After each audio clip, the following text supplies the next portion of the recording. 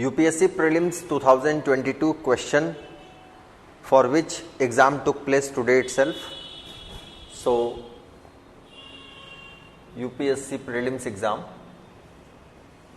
2022 which took place today, that is 5th of June.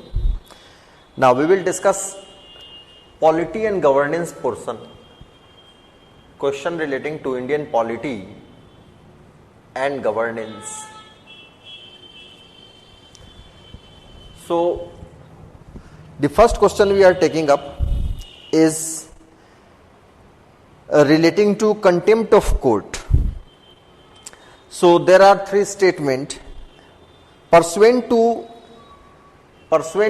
statement number 1, which says that pursuant to report of H.N. Sanyal Committee, Contempt of Court Act 1971 was passed. So, there is a committee, H.N. Sanyal Committee, and based on the recommendation of this committee, Contempt of Court Act 1971 was passed, and we have to examine. Then statement number 2, which says that Constitution of India empowers the Supreme Court and High Court to punish for contempt of themselves. Constitution of India empowers Supreme Court and High Court, both of them, to punish for their contempt. Then statement number 3 in the question, which reads, Constitution of India defines civil contempt and criminal contempt. So, Constitution of India defines civil contempt and criminal contempt. And then last, statement number 4, which reads, in India, the Parliament is vested with the power to make law on contempt of court. So, Parliament is empowered under the system. Parliament is empowered to make law on contempt of court. Contempt of courts. Now, question requires us to consider this statement and to find out the correct answer. Now, first of all, contempt of court as dealt with under the Constitution under 2 articles, Article 129, which says that Supreme Court is to be court of record, and by virtue of being court of record, it has power to punish for contempt of itself. So, by virtue of Article 129, Supreme Court is having power to punish for contempt. Article 215 empowers high courts to be court of record and to punish for contempt of themselves. So, this is the origin of power of contempt from the Constitution itself. Then, going by the statement, if we see out of these 4 statements, going by these 2 articles, it is clearly understood that Constitution empowers Supreme Court and High Court to punish for their contempt. That's the straight statement, statement number 2, which derives through Article 129 and Article 215. Now, this is Constitution defines civil and criminal contempt, and then statement 4, Parliament is empowered to make law on contempt. These two statements are related. if the definition is given, if the definition of contempt of court, and if there are some categorization called civil contempt and criminal contempt is given within constitution, there will be no need for a law on that matter. Therefore, it will be mutually exclusive. Either C is correct either 3 is correct or 4 is correct. So if we see constitution, except in these 2 articles, contempt power is nowhere dealt with. Therefore, we can easily derive कि statement number 3 तो गलत है. संविधान में supreme court को और high court को court of record बताया गया and they are contempt, they are having power to punish for contempt by virtue of being court of record, and thus the categorization called civil contempt and criminal contempt is not given in constitution. If we see the law in this regard, there is a law, Contempt of Court Act 1971, which was passed, and under this law, if we see the provision of this law, under section 2A, B and C, I am quoting some section of this law. Under section 2A, 2B and 2C. So section 2A says that contempt of court means civil contempt or criminal contempt. Section 2B says that civil contempt means willful disobedience to any judgment, decree, direction, order, writ or other process of a court or willful breach of an undertaking given to a court. Then 2C says criminal contempt means publication, whether by words spoken or written, by signs or by visible representation or otherwise, of any matter or the doing of any other act whatsoever which scandalizes or tends to scandalize or lower or tends to lower the authority of any court, prejudices or interferes or tend to interfere with the due course of any judicial proceeding, interferes or tends to interfere with or obstructs or tend to obstruct the administration of justice in any other manner. So by virtue of this provision within the law, it can be easily understood that this categorization is not given in constitution, but it is given in the act, and the act is the Contempt of Court Act 1971, passed by Parliament. Now, whether it was passed, the act was passed on the basis of recommendation of this H.N. Sanyal committee or not is a matter of fact, which a candidate may be knowing or may not be knowing, but UPSC has made it easy for us. If you know that 2 is correct, 3 is wrong and 4 is correct because this act is passed by Parliament itself, then you can easily find out the answer without even knowing the fact whether the statement number 1 is correct or not. You can see out of A, B, C and D, when we know 2 and 4 is correct, so 2 and 4 is present in option A and option B both. 2 and 4 is present in option B, whereas in option A it is only 2. So that's how UPSC made your task easier also. So one can easily find out the answer that if 2 and 4 is correct, this lies only in option number B. So we can say B is correct. B is correct. Why? Because we know 2 and 4 is there in B only. It's nowhere else. However, we must know whether statement number 1 is correct or not. So this H.N. Sanyal committee was formed by Government of India in 1961 to examine the existing laws relating to contempt of court and of course to safeguard the dignity of courts and promoting the interest of justice. And who was H.N. Sanyal? H.N. Sanyal was Additional Solicitor General of India of that time. So on the basis of recommendation of this committee formed by government, this law was passed. So you must understand clearly the answer. Answer is B. The next question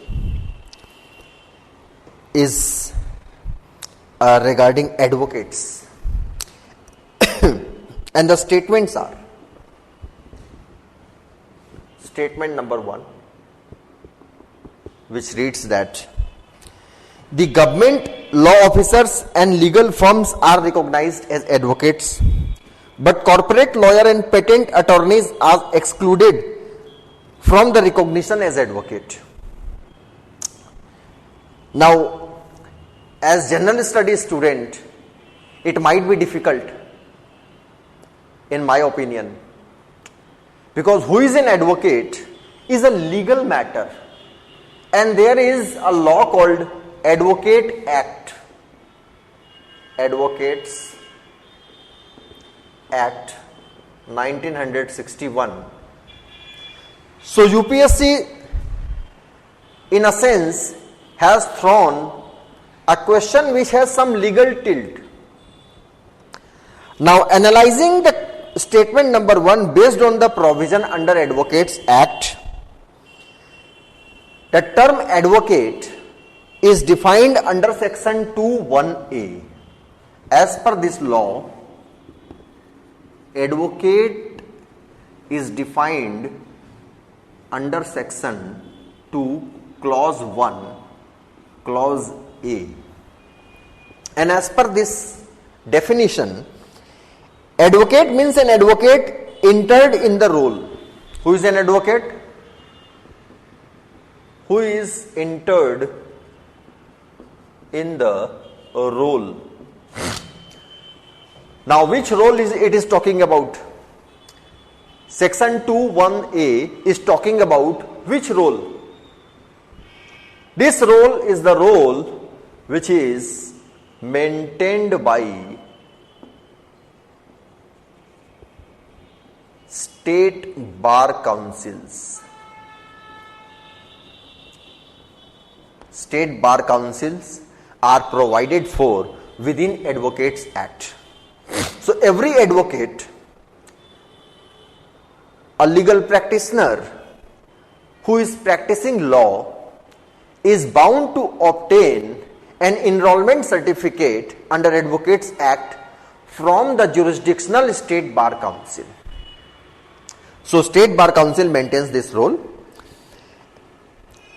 Now, as per this provision, statement number 1 is incorrect because it is categorizing advocates into government advocate, legal firms, corporate lawyers and patent attorneys, which is not at all a classification under section 2(1)(a) of the Advocates Act. Therefore, statement number 1 is a wrong statement. Now, second statement, bar councils have power to lay down the rules relating to legal education and regulation of law colleges. Statement number 2. So, as per Advocates Act 1961, there are state bar councils and there is Bar Council of India. Now, what is Bar Council of India? So, as per the provision under Advocates Act, Bar Council of India is provided under section 4 of Advocates Act, which consists of Attorney General of India, Solicitor General of India and one member from every state bar council. And Bar Council of India is having powers under Advocate Act to regulate the legal profession, including the power to promote legal education and lay down the standard of legal education in India. So if we see statement number 2, which reads, bar councils have power to lay down rules relating to legal education and recognition of law colleges, that is the colleges that impart degree of law, LLB degree and other law related degree programs. So going by this provision, we can derive conclusion that it is not bar councils as such, but it is Bar Council of India which has this power to lay down the rules regarding legal education, and we have rules of legal education in force that deals with the provision relating to affiliation and recognition of universities and colleges imparting legal education. So it is little ambiguous that statement number 2 is using the word bar councils. So bar councils as such is not empowered to lay down rules regarding legal education and recognition of law colleges, whereas Bar Council of India is empowered. So we will excuse that absurdity in the statement, and we will mark this statement as a correct statement that yes, Bar Councils has this power. So going by this option, B seems to be correct. B is correct. That is 2 only, not 1. As noted, advocates are not categorized at all under the Advocates Act. The next question relating to polity is regarding Constitution Amendment Bill. So there are 3 statements. So statement number 1,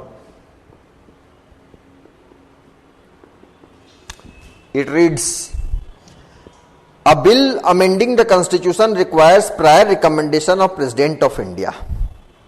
So Constitution Amendment Bill is provided for under Article 368,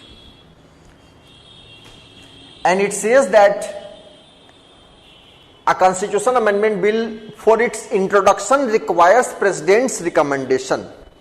So as per this article, there is no such provision which requires President's recommendation for the introduction of Constitution Amendment Bill. So introduction in Houses of Parliament of a Constitution Amendment Bill does not require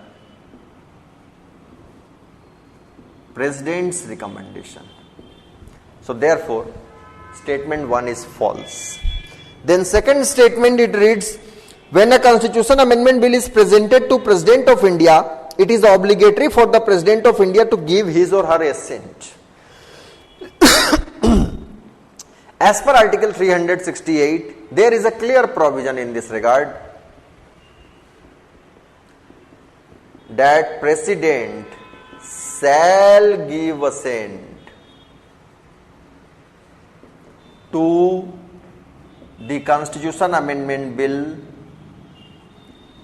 passed as per the procedure prescribed under Article 368. That is, it must be passed by special majority by each house sitting separately, and if it deals with a federal matter, after it is passed by each house of parliament, it must be passed by at least half of a state legislature through a resolution, and then the bill so passed is forwarded to the President for assent, and President has no choice but to give assent. So President shall give assent.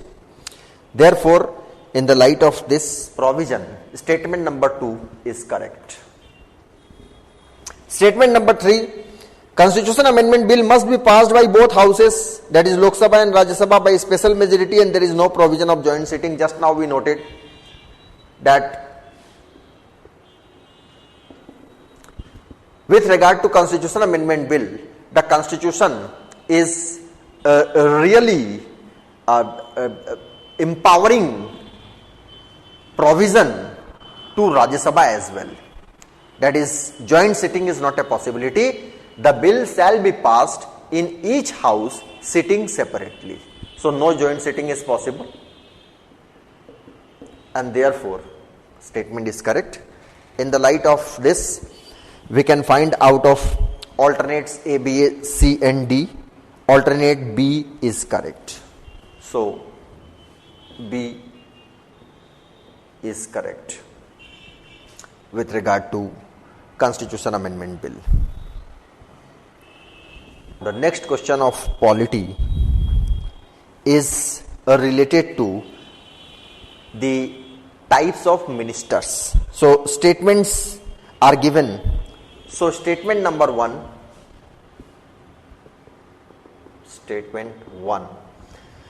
it reads, the Constitution classifies the ministers into 4 ranks: Cabinet Minister, Minister of State with independent charge, Minister of State and Deputy Minister. So if we analyze the constitutional provision,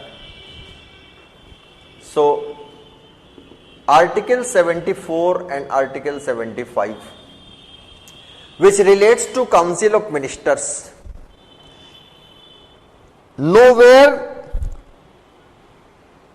makes a distinction between the ministers in the Council of Ministers except Prime Minister and other ministers. Article 352 that deals with proclamation of national emergency by the President was amended by 44th Amendment 1978, and for the first time in the Constitution the word Union Cabinet was inserted, and the provision was made that proclamation of emergency by the President must be on the basis of the decision of Union Cabinet, that is Prime Minister and other ministers of Cabinet rank. However, there is no this fourfold classification is given in the Constitution. So Article 75, 74 and 75 as well as Article 352, if we analyze, there is no fourfold classification given in the Constitution. Statement is false. Then statement number 2 in this question, total number of ministers in union government including Prime Minister shall not exceed 15% of total number of members of Lok Sabha. If we see Article 75, we must support what is the statement through provision in the Constitution or some law. So this statement, if we analyze on the touchstone of Article 75, we can see that originally this article did not provided for the strength of Council of Ministers. However, 91st Amendment Act was passed. 91st Constitutional Amendment Act 2003 was passed, and clause 1A was inserted in Article 75. According to this clause, it was provided that the total number of ministers including Prime Minister in the Council of Ministers shall not exceed 15% of total number of members of the House of People. So this statement is correct in the light of provision under Article 75 1A. Therefore, out of the given alternates, B, that is 2 only. So B is correct, that is 2 only.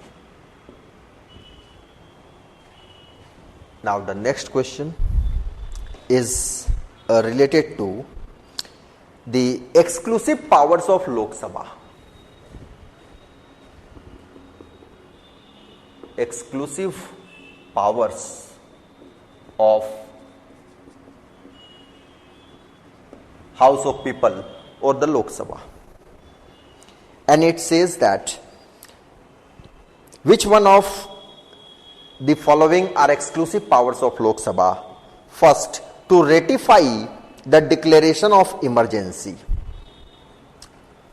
To ratify, one,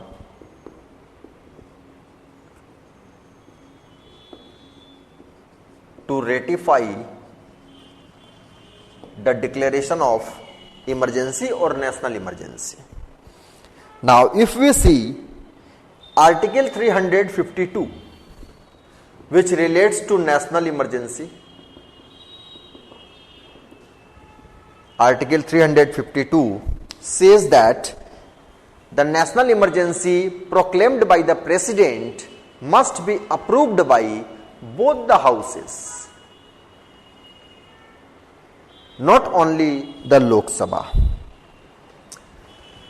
However, discontinuation of emergency is the power of Lok Sabha, whereas our question is based on proclamation of emergency, and therefore this statement is incorrect. It is not exclusive power of Lok Sabha, it is power of both houses. Then statement number 2, to pass a motion of no confidence against the Council of Ministers. Statement number 2 relates to no confidence motion. Now, is it an exclusive power of Lok Sabha? If yes, where this power is mentioned in the Constitution? So, if we see Constitution, there is no direct provision in the Constitution regarding no confidence motion. However, under Article 75,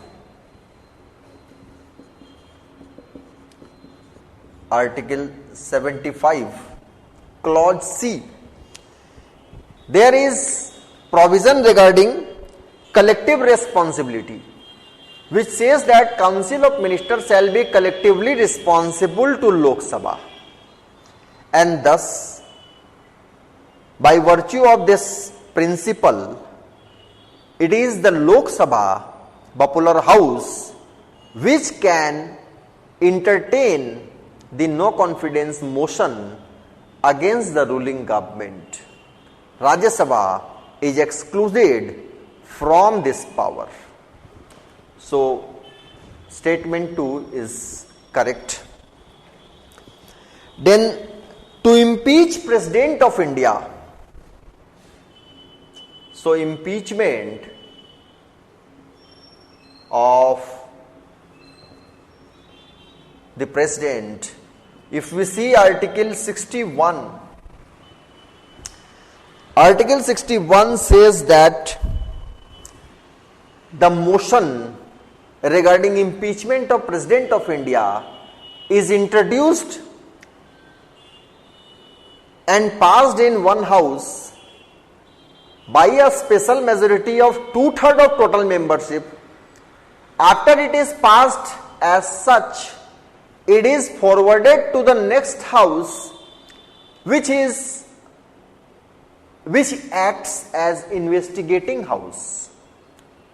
So the provision of Article 61 makes it abundantly clear that it is not only Lok Sabha which has power to pass resolution regarding impeachment of President. Both the houses must pass the resolution by special majority, and then only it has the effect of impeachment of President, impeachment of the incumbent President. So this is again wrong. So if we go by the alternates, answer will be 2 only, that is B. Now the next question is regarding the anti-defection law, anti-defection law, that is changing political party in lieu of office in power. Now there are two statements. Statement number 1,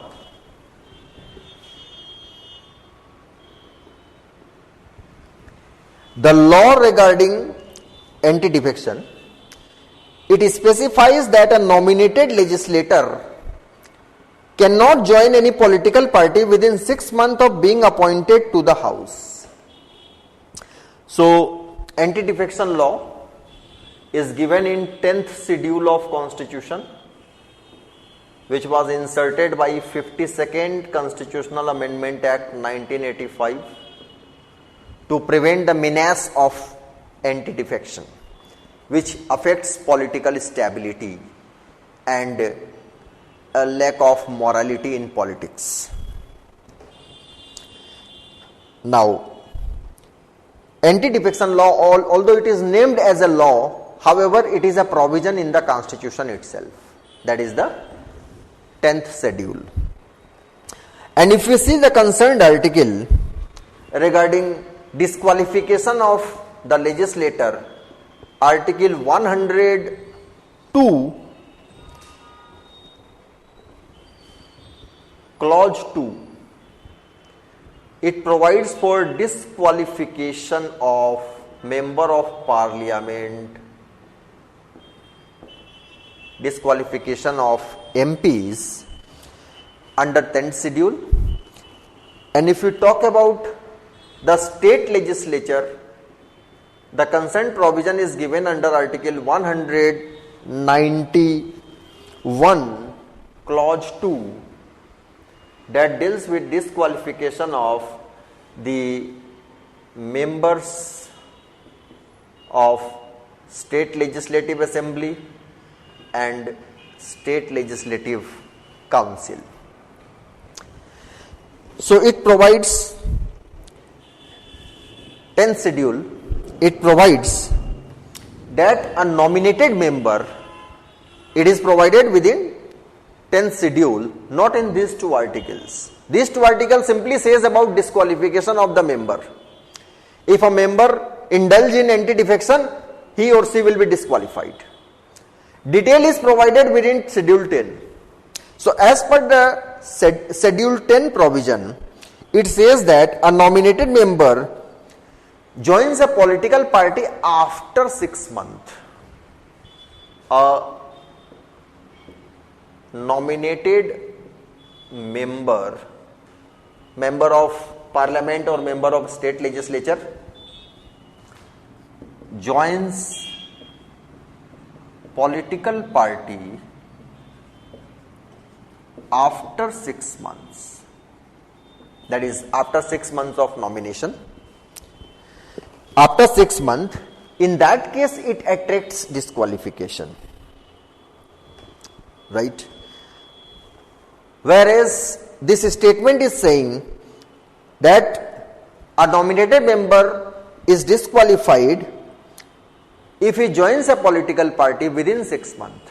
Thus, this statement is wrong in view of the provision under 10th schedule. Now, with regard to nominated member, it is very clear. Members can be nominated. Who can be nominated member? A nominated member can be in parliament, Rajya Sabha, Lok Sabha, can be in state legislature, that is the assembly or the council. So Rajya Sabha, president nominates 12 members. In state legislative council, governor nominates. Whereas in Lok Sabha and state legislative assembly, Anglo-Indian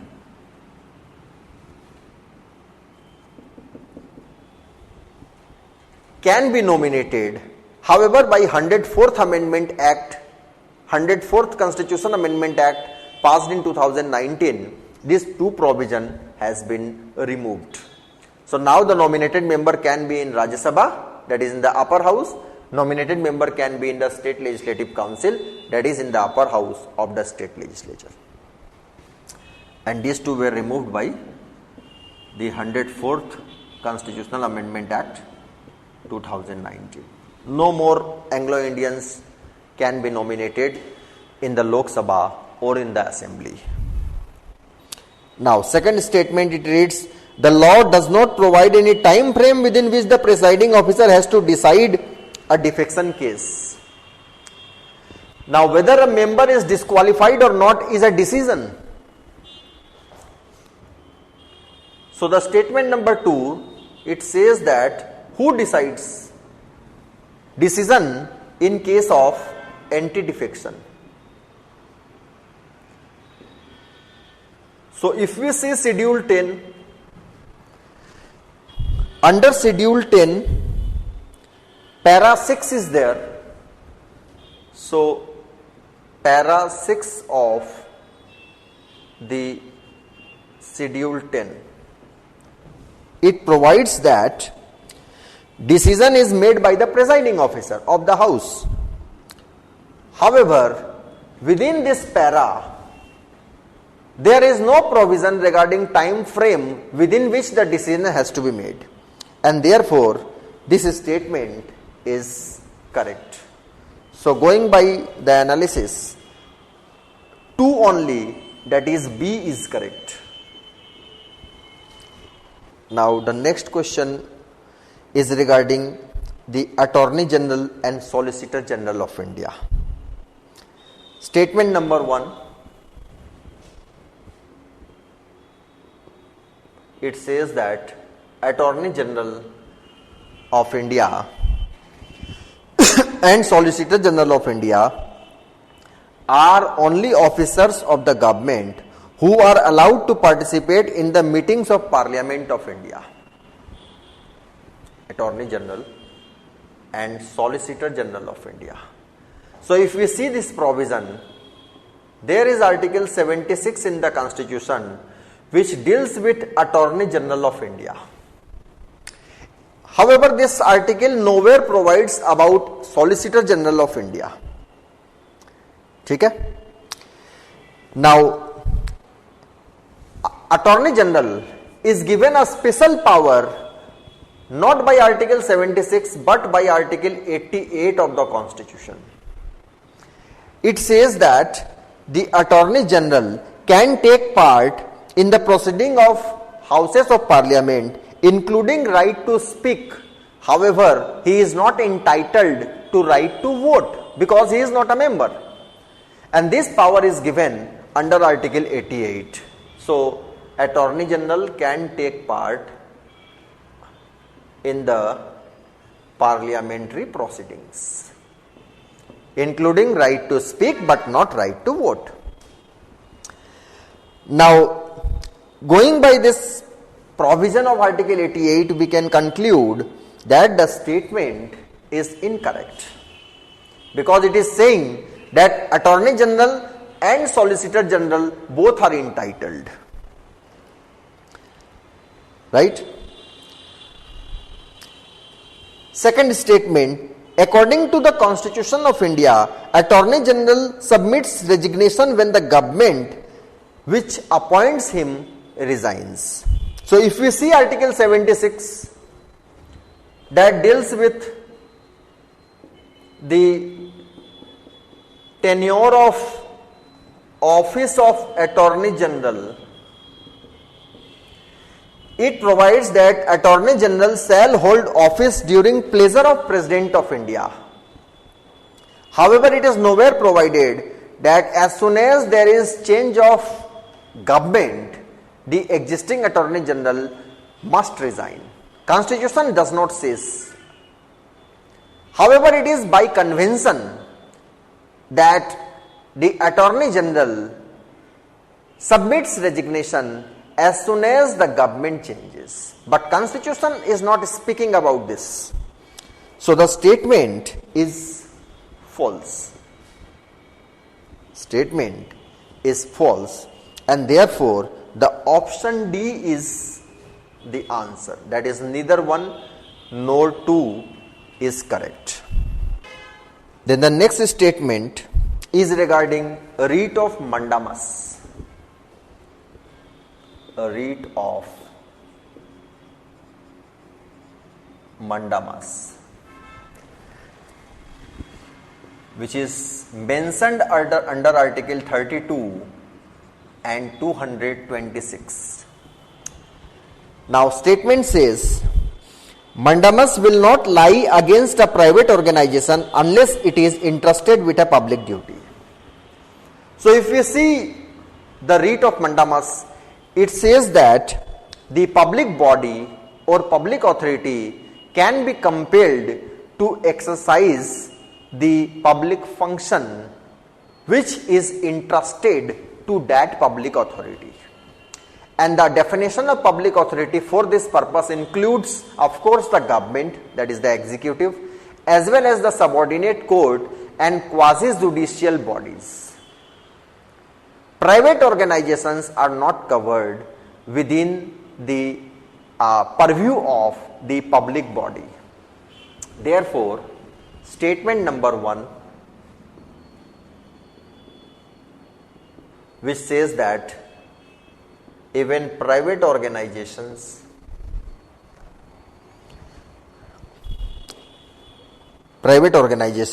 that is mandamus will not lie against private organization unless it is entrusted with a public duty.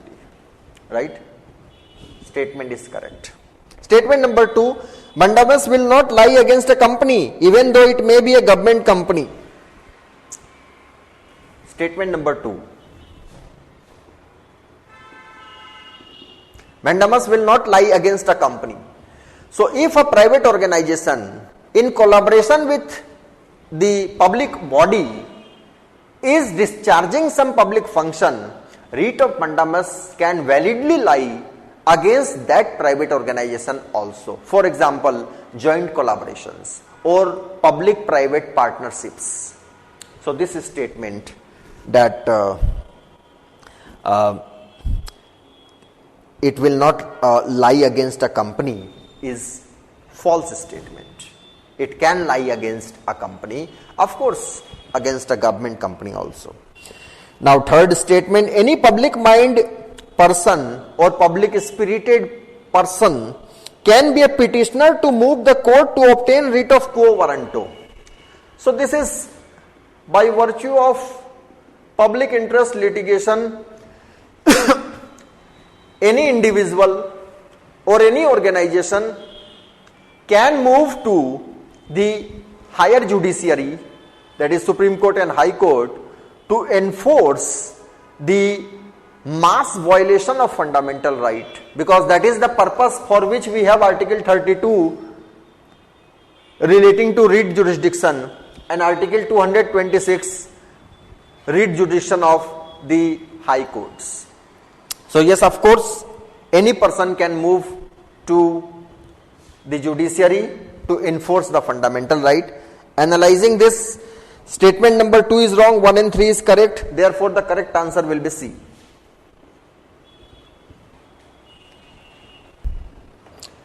The next question of polity and governance is relating to deputy speaker, and there are 4 statements.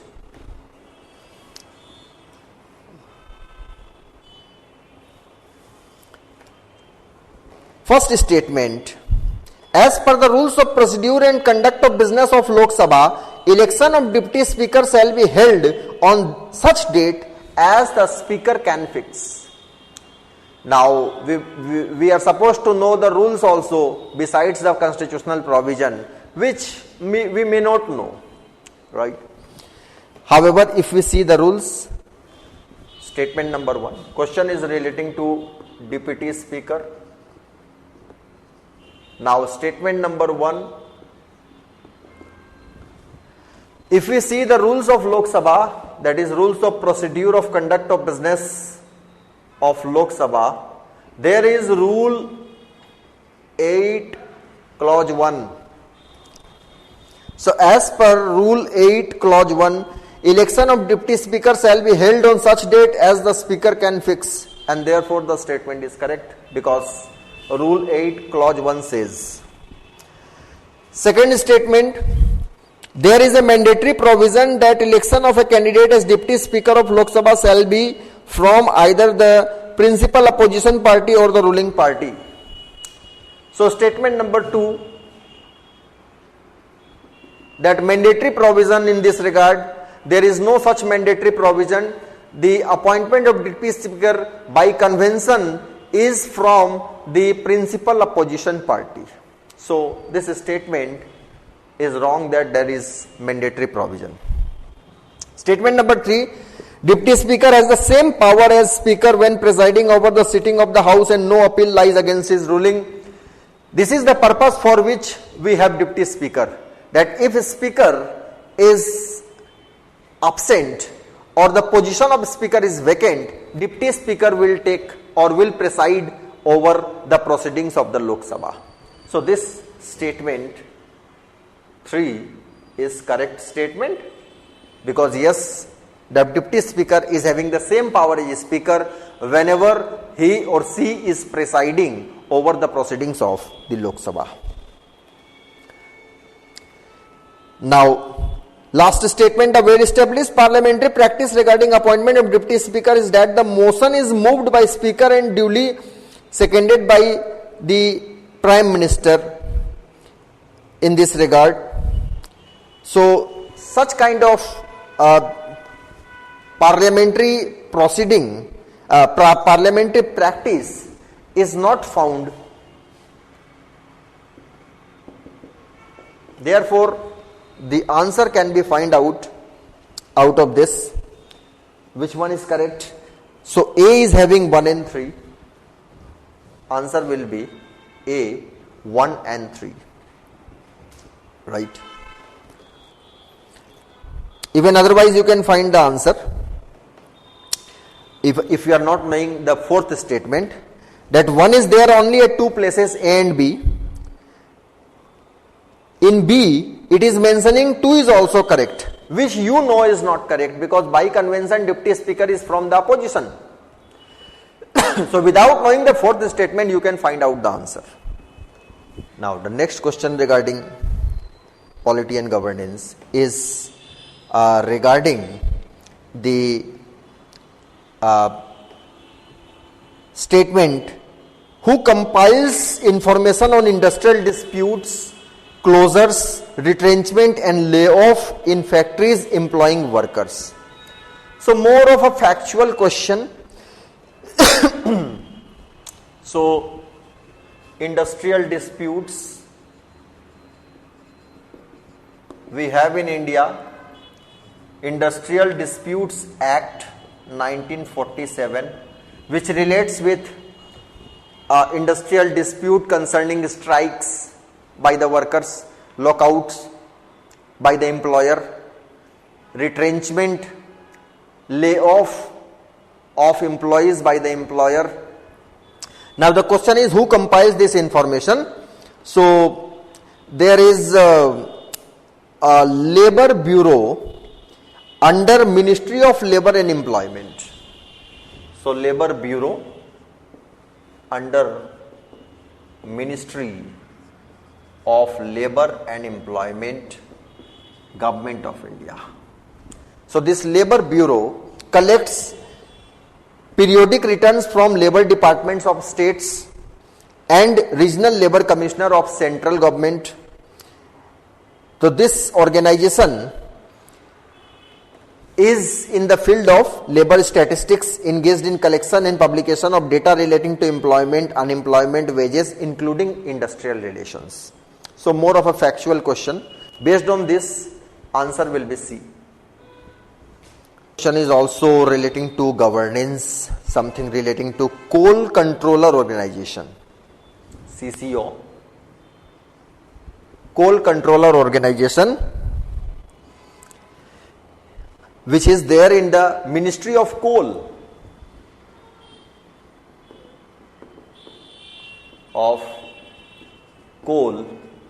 the Government of India. Now there are four statements.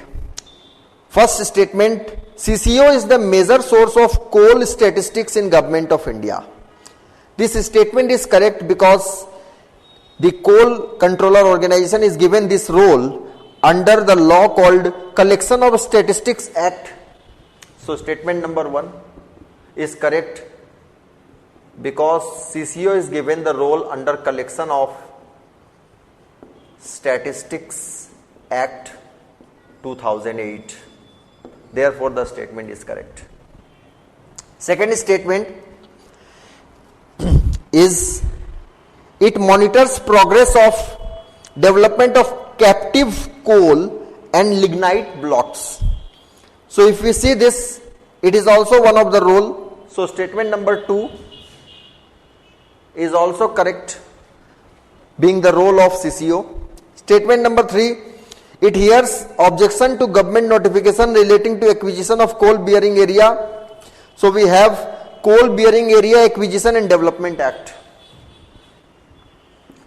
Coal Bearing Area Acquisition and Development Act.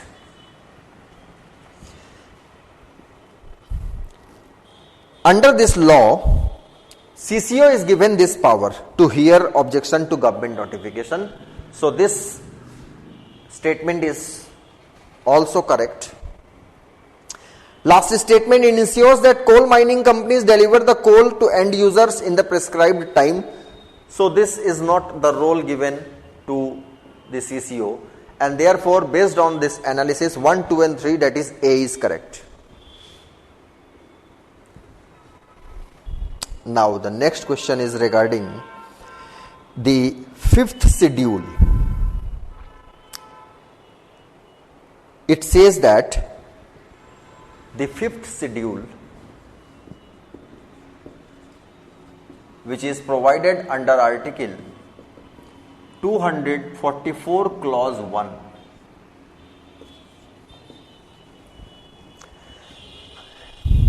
and it says that if a particular area is brought under 5th schedule of Constitution, which one of the following statement best reflect the consequence? Now it is an application oriented question.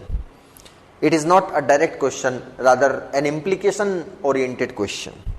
Now first of all, 5th schedule is relating to application, administration and control of schedule area and scheduled tribe in states other than 4 states of Northeast, that is Assam, Meghalaya, Tripura and Mizoram. And it says that under that provision of 5th schedule in the Constitution, that Tribal Advisory Council, TAC, Tribal Advisory Council shall be established in the states having scheduled area. And therefore, if we apply this understanding, we find that answer shall be B, which says that there would be a local self-governing body in that area. Now the next question is regarding what is called Indian Sanitation Coalition. Indian Sanitation Coalition. These are not polity questions, this we can categorize into governance. So ISC, it was established in 2015 as a multi-stakeholder body which involves private sector, that is corporates, which involves government, which involves financial institutions, which involves civil society groups, media and donors and experts. So multi-stakeholder platform is established, named as ISC. So we shall go by statement given. ISC is a platform to promote sustainable sanitation. Yes, this is the vision of this body. And it is funded by government and Government of India and World Health Organization. Of course, it is a non-profit organization, so therefore it must be funded. So it is funded by government, it is funded by World Health Organization also. So statement number 1 regarding ISC is correct. Then this question is having second statement which is related to some other body, and it says that National Institute of Urban Affairs. National Institute of Urban Affairs, NIUA, is an apex body of Ministry of Housing and Urban Affairs. It is within Ministry of Housing and Urban Affairs, and it deals with innovative solution to address challenges of urban India. This is the vision of this body. So this statement is also correct. So both of these are factual statements. If you know, most of the time you will not make it wrong. So it is also covered in newspapers sometime regarding some role performed by these bodies. So by virtue of this you can find these answers. Now the next question is regarding the Environment Protection Act. Environment Protection Act 1986. Environment Protection Act 1986, and it says that which of the following is constituted under Environment Protection Act. So we shall know about this law, and there is section 3 in this law, and section 3 empowers the central government to constitute an authority to take some measures to protect and improve environment. Of course, this is the mandate of this law. Now under section 3, the central government has established Central Groundwater Authority. Central government has established Central Groundwater Authority. Once again a factual knowledge related matter question. So answer will be C. By virtue of section 3 of Environment Protection Act, central government is empowered to establish a body to protect and improve the environment, and Government of India has established Central Groundwater Authority for this purpose.